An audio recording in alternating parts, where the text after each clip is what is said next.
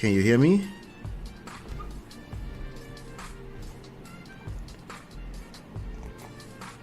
All right. Okay, he just put something in the chat. You can hear. Okay. All right, good. So I'm just gonna go ahead and continue. He's left the studio, but let me go ahead and what's going on, everybody? This is Ola. I'm coming to you live from my Empire Pro Studios. I have a little bit of content to cover today. My name is Ola, like I said, and let me see. Can you hear me now? I think you can hear me. Just say, yeah, I can hear you. All right, good, awesome. All right, so I'm just gonna get started. We have a little bit of content to cover today.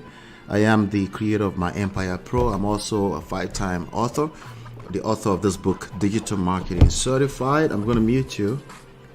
So good. All right, good. All right. And feel free. I did see your private chat. So if you have any questions, feel free to drop a question in there. But like I said, today is the number one reason your business might fail in 2004.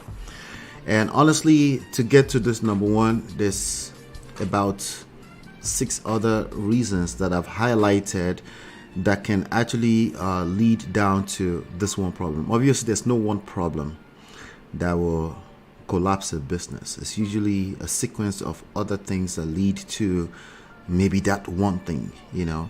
So maybe that one thing is what you might be one of the 6 things. Maybe it might be the last thing, you know, but usually these problems tend to be symptoms of other issues going on, particularly with the business. All right. So like I said, let me take the comment off of the screen. My name is Ola, and I am the creator of my Empire Pro. We run quite a few operations here. A lot of it is driven by a lot of content creation, particularly by way of digital marketing. The book is available for free. If you want to download the book for free, they are also available at digitalmarketingcertified.com. I also offer a one-time complimentary consultation session. You can also find that at www.digitalmarketingcertified.com. All right, so let's just jump right in. The first, I'm going to count down all the way to the number one reason your business might fail in 2004. Number 7, all right, not the last, not the least, not in any particular order, is slow paying clients. Okay, now there are 3 pillars. I teach 3 pillars here. Is basically number 1, people. Some people call it the marketplace. Some people call it the audience. Some people call it different kinds of names, customers, clients, you know. But it's basically money only comes from one place, and that's from other people. Okay, and that's in exchange for number 2, the second pillar, which is some kind of value. You know, having information or being able to solve a problem, a specific problem for these people. That would be the second pillar. So value, you have to bring some kind of value to that marketplace. And then third pillar is a system. You need a system to deliver the value to the people. Now, there's a lot of nuances in that, you know, and that's what we try to cover heavily. There's a lot of nuances in that, you know. So slow paying clients, okay, so the people, right? So sometimes you find yourself dealing with the wrong type of clients, you know. Not all clients, how do I say this? All clients are not created equally, okay? All clients are not created equally. There's some clients that really should be working with other people. Why? Those other people might have the resources to serve them better, right? They might have the resources in terms of time, money to serve them better, right? Like for example, some clients need to go eat the fast food. They need to drive through and go buy the cheap burger, right? And some clients would, you know, they are better off going to the restaurant, sitting down, getting served, and getting served by an actual waiter for extra few bucks. After that, they have to tip them. And some clients belong in different for the same type of product, right? So You might have a slow paying client. You might be dealing with the wrong type of clients. That's all based off what kind of resources you bring together with your system to that marketplace, to that type of client. So if you're dealing with too much of a slow paying client, it can eventually lead to the collapse of a business. If you do that enough times, you might end up with a dead business in 2024. So you really need to assess what kind of clients. Are you dealing with clients that are basically draining your energy, right? You're spending too much energy trying to serve these clients, and then at the end of it, they might even cancel on you, or you might find out that you've wasted too much resources, particularly money, on trying to serve this client, and it's not a profitable situation after the fact. This is something that you need to assess carefully and make sure you're not wasting your time with the wrong type of client. So this is a good reason why you might have a business that might collapse in 2024. Number 6, lack of financial planning. Okay, there's nothing worthwhile in life that you're going to do that doesn't need some level of planning. Okay, I know we live in the world of agile mindset. I am also a proponent of the agile mindset. Okay, but at some level, you at least want to plan out to a certain point. Maybe not all the way through, but you want to think about your business in terms of user stories, deliverables, and features. Like, okay, you break your business down into little pieces, or whatever operation or project you're dealing with, you want to break them into pieces that you can at least plan out little chunks of it in a way that you can actually hold yourself accountable, hold other people accountable, and stuff like that. Okay, so when it comes to the finances of the business, you kind of want to have some kind of planning going on. So you want to set some goals, right? And it's very tricky if you've already been in business for a while. You get to a place you're complacent. You start to wing things along. You start to just, as it comes, because you're obsessed with whatever end result you're looking for, and you forget that there are some milestones you have to hit before you get there. So I would definitely say you might want to break your business down into week by week basis, month by month basis, quarter by quarter basis. Set some goals for that. You don't have to hit the goals. You don't have to not hit the goals, right? But you need to have something that you can visualize and say, okay, these are my goals for this time. And lack of financial planning, and even outside of finances, can absolutely make a business collapse in 2024, especially in 2024. There's too many uncertainties, and the first people that will be left out in the cold are the people that have no plannings whatsoever in place. Number 5, we're counting down.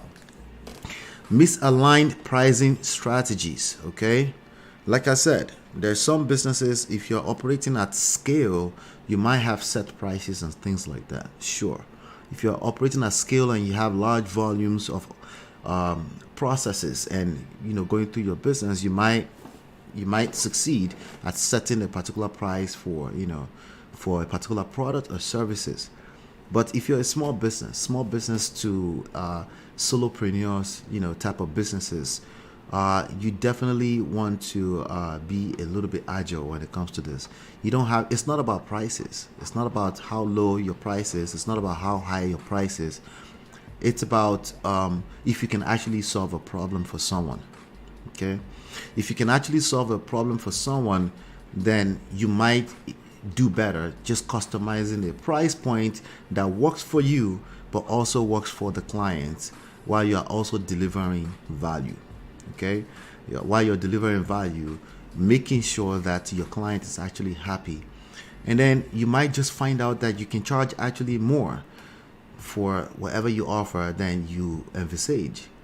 It's easier for you that way. Now, again, like I said, if you're like, let's say you're Apple, let's say you're like Microsoft, and you're operating at scale, then obviously you have stuff on the shelf somewhere, you want to put some kind of price on them. But even at that, that the pricing strategies are aligning with what is going on within the fuller context of the economy landscape as we have it today.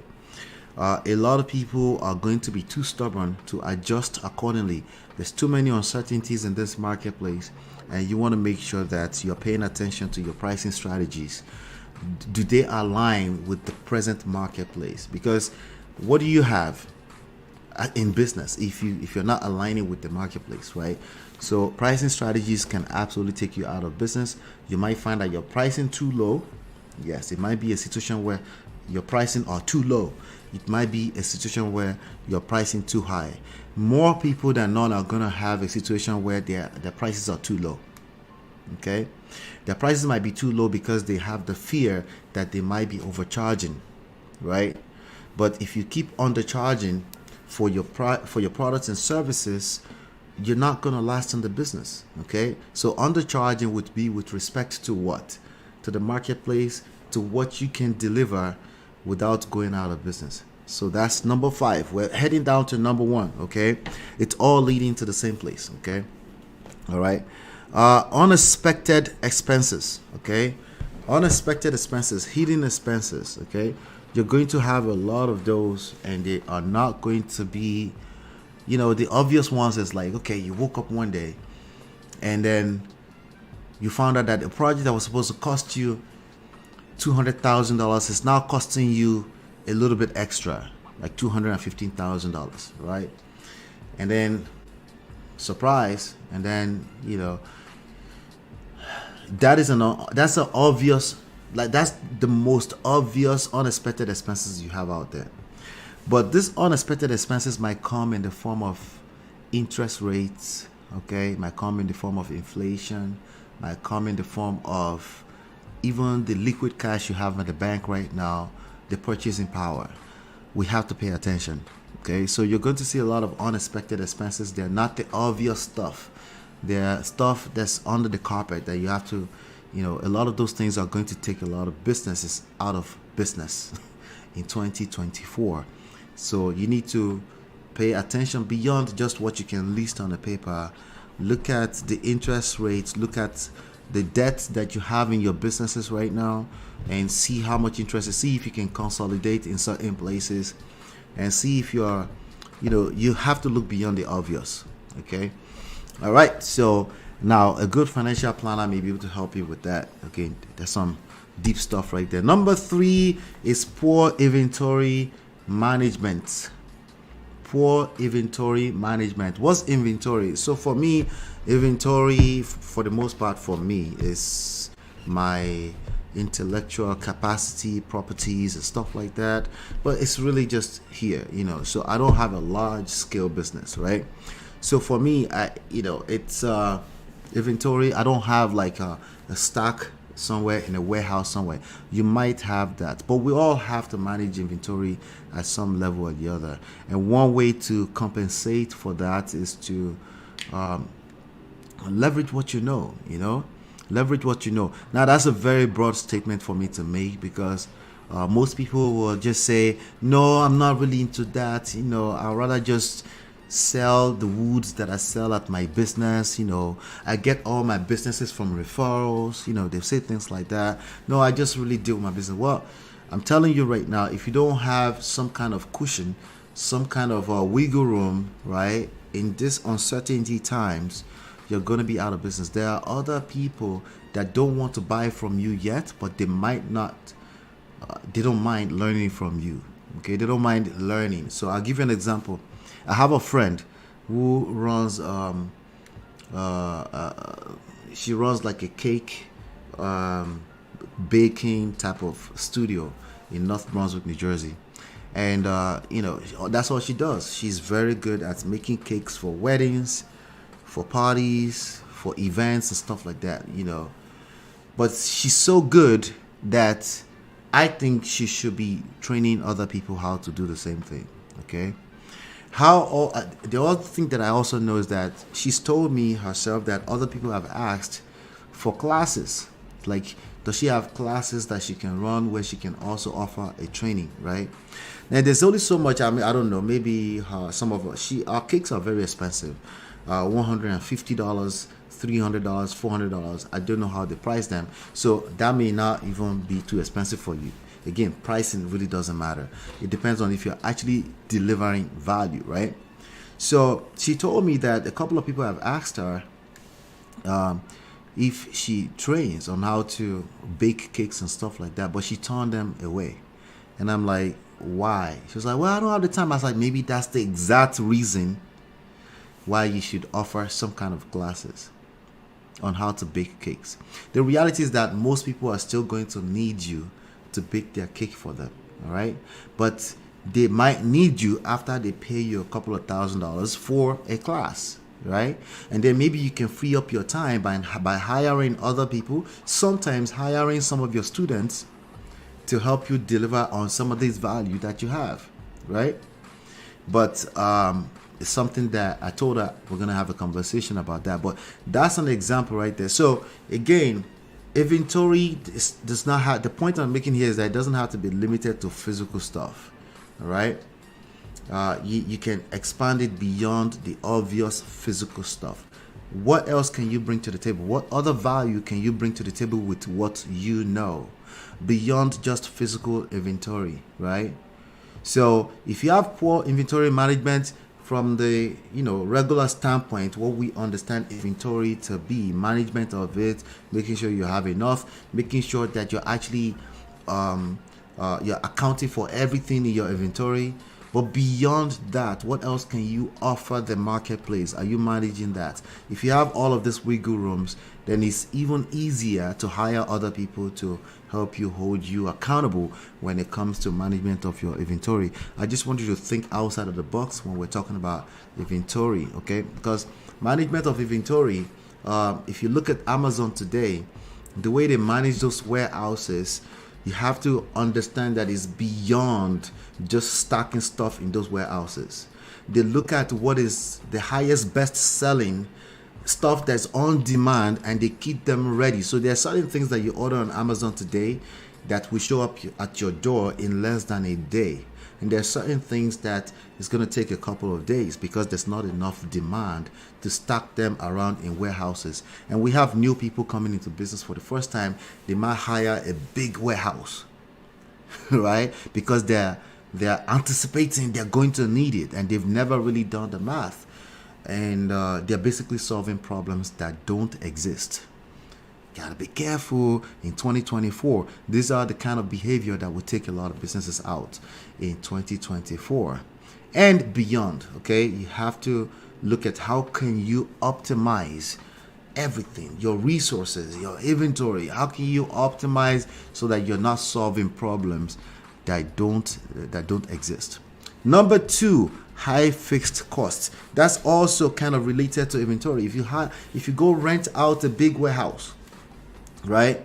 Because you're anticipating you're going to need to ship a lot, but you've never done market research to even know how many people are demanding for it, right? And you are missing the part that in 2024 and beyond, the best market research is in real time.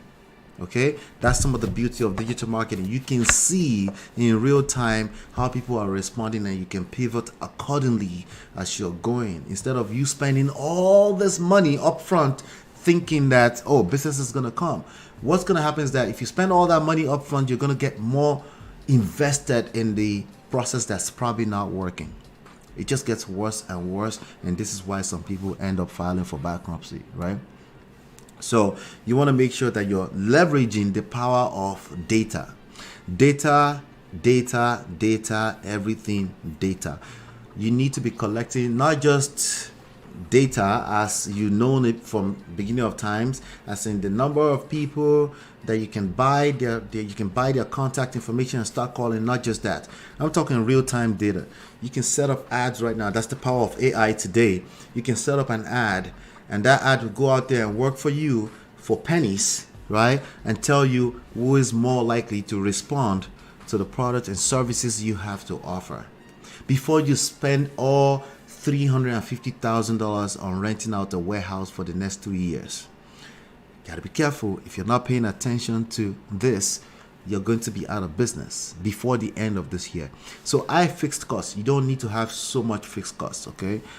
You can start very low. If you have a lot of money to spend, that's good, okay? But all that money is going to finish if you don't pay attention to how much fixed cost exactly should you have in your business, okay? We have Everybody's working from home. Yes, they are calling some people back to work, but we're never going to go back to what it used to be, right?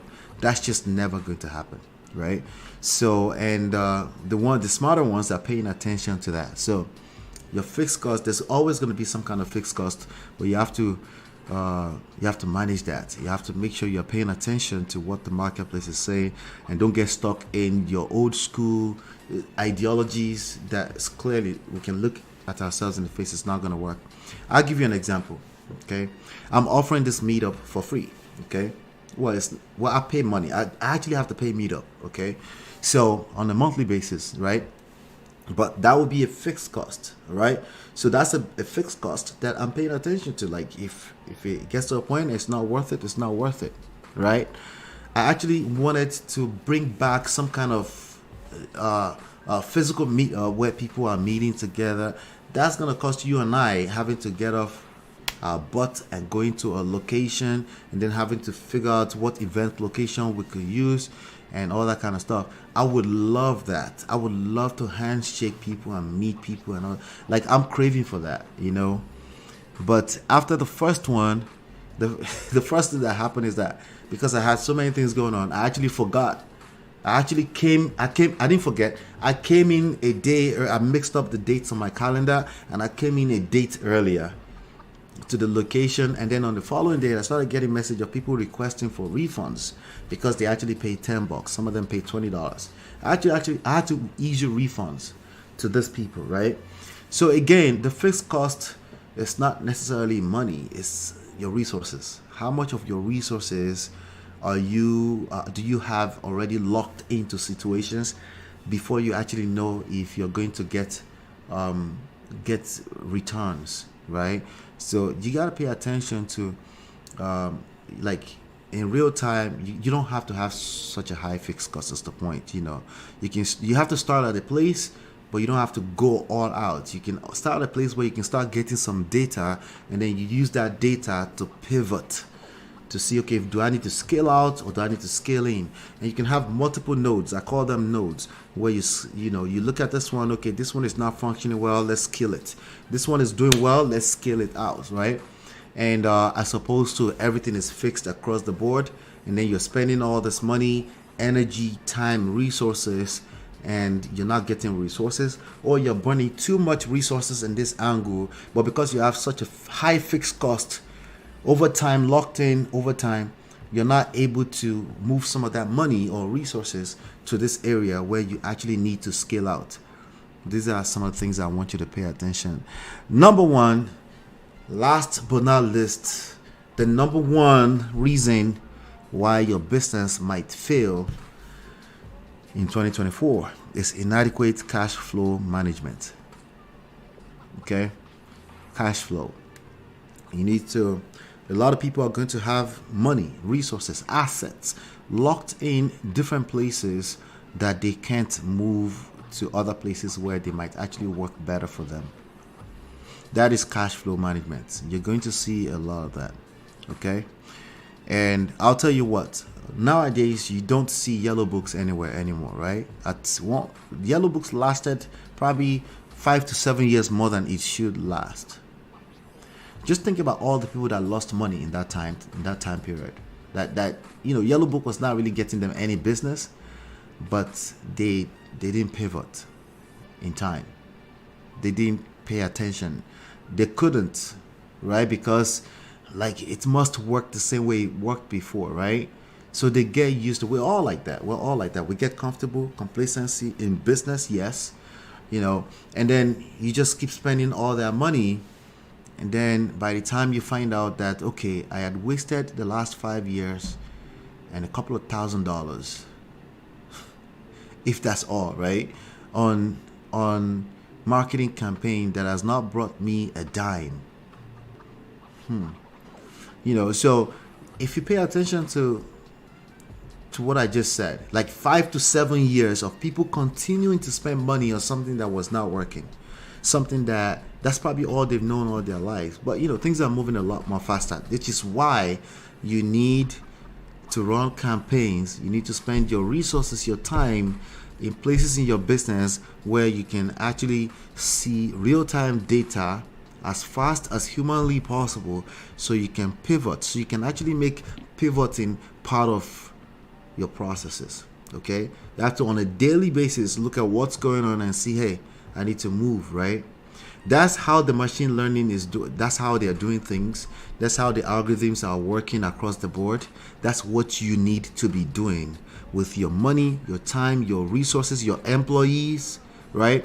Everything. That's inventory, right? Your fixed costs. That's what you need to be doing. Because if you're not doing that, yes, it's going to affect cash flow, right? You're going to have too many things locked in places that are not actually producing, right? Right. So you might have a lot of campaigns on in places right now that you're locked in. It is what it is, right? But that's marketing. Marketing, at least you can pivot. But what about a whole house somewhere? A whole warehouse, I wanted to say. Like, what about a whole office somewhere where you're spending all this money, but you're not really paying attention? Like, how much exactly is the return on investment on this money I'm spending on this place, on this equipment, right? On these 3 employees over here, right? On this whole department. You have a whole department, and then you haven't really paid attention to what's the return on investment on this department. Those are the things that are going to kill a lot of businesses in 2024. So, speaking of inventory, if you haven't done inventory of all of that, right, then you don't know what inventory is. You need to take inventory of all of that. So, let me do a quick recap, and then we can end the session. Unless you have a question. I see James, feel free to come up. If you just let me know, you can just wave your hand if you have a question. If not, I will be ending the session about 2-3 minutes. Number 7, slow paying clients. Number 6, lack of financial planning. Okay, I've already broken them down how I see them, so you might want to go over the video if you came in late. Misaligned pricing strategies. That's number 5. Number 4, unexpected expenses. Number 3, poor inventory management. Number 2, high fixed costs. Number 1, inadequate cash flow management. Okay, and if you want, the book is free. Okay, the book is free, like I said earlier on. Here's the book right here, Digital Marketing Certified. You can get it for digitalmarketingcertified.com.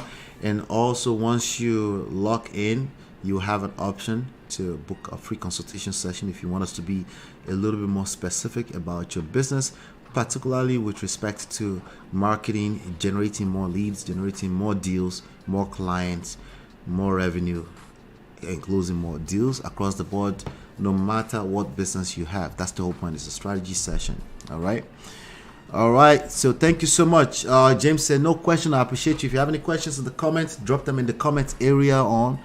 Later on, I'll check them out. Hopefully you've been enlightened and educated. I'll see you on the next one. Peace.